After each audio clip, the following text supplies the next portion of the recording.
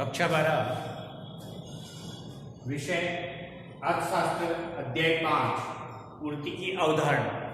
इसमें हम पूर्ति की अवधारणा में पूर्ति वक्र में परिवर्तन आज हम ये पढ़ रहे हैं। इसका जो प्रकरण है हमारे वो है पूर्ति मात्रा में पूर्ति वक्र में परिवर्तन। अब ये जो पूर्ति वक्र में परिवर्तन है प्रकरण, ये दो प्रकार का होता है। कैसे होता है? दो प्रकार का। पहला है, जैसा कि हमने बोर्ड पे लिख रखा है, पूर्ति मात्रा में परिवर्तन। पूर्ति मात्रा में परिवर्तन।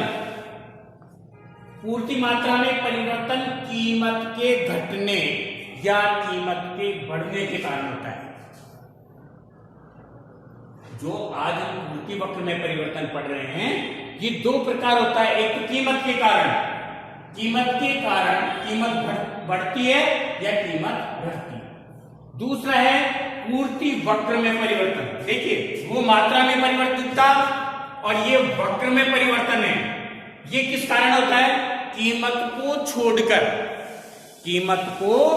छोड़कर या कीमत के अलावा अन्य कारक।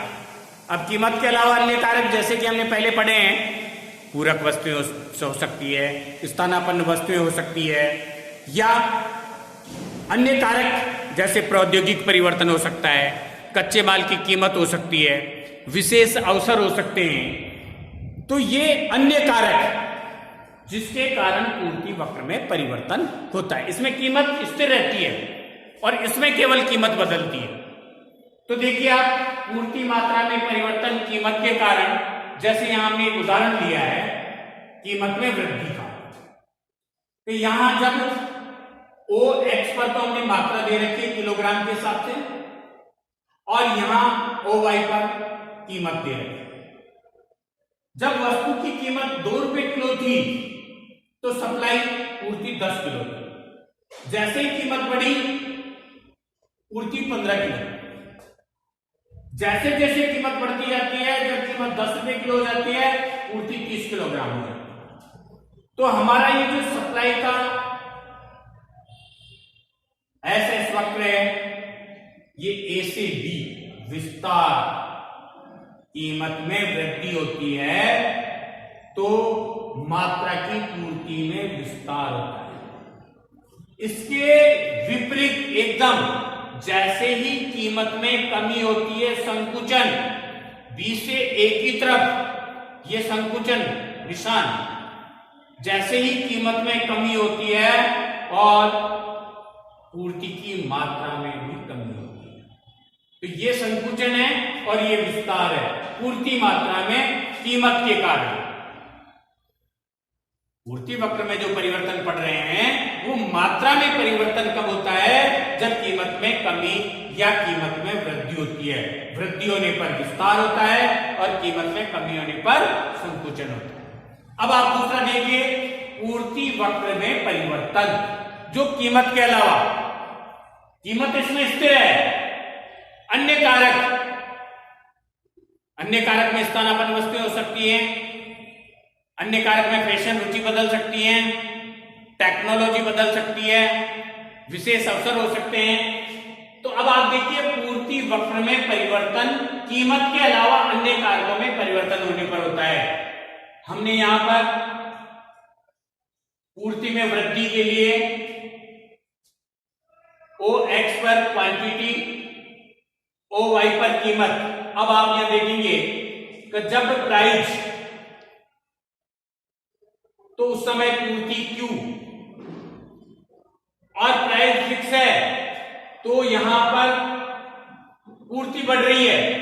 पूर्ति ओ क्यू से बढ़कर ओ क्यू 1 यहां पूर्ति हो गई है। तो ये जो ऐसे सप्लाई वक्र है, ये यहां ई से बढ़कर और ई से बढ़कर और E1, ये सप्लाई वक्र यहां शिफ्ट हो गया है। कीमत फिक्स है, कीमत स्थायी है, और सप्लाई वक्र S1 पर शिफ्ट हो गया है, E1 पर शिफ्ट हो गया है। यहां पर पूर्ति में वृद्धि हुई है, तो इसको कहते हैं पूर्ति वक्र में परिवर्तन। वक्र में परिवर्तन हुआ है।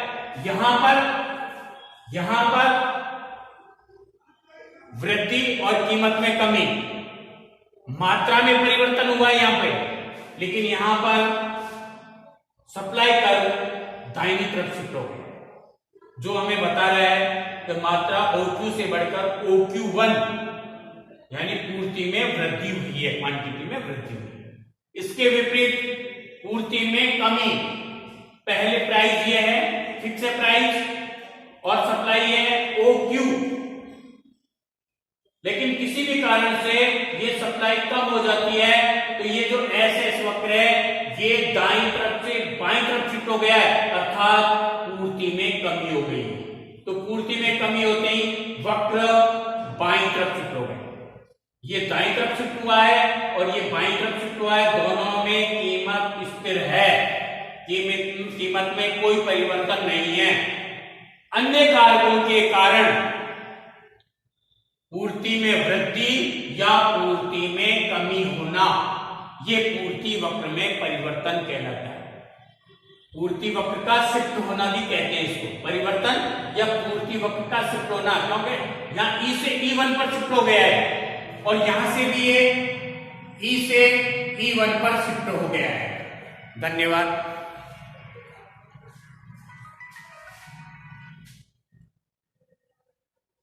हाँ जी, हाँ।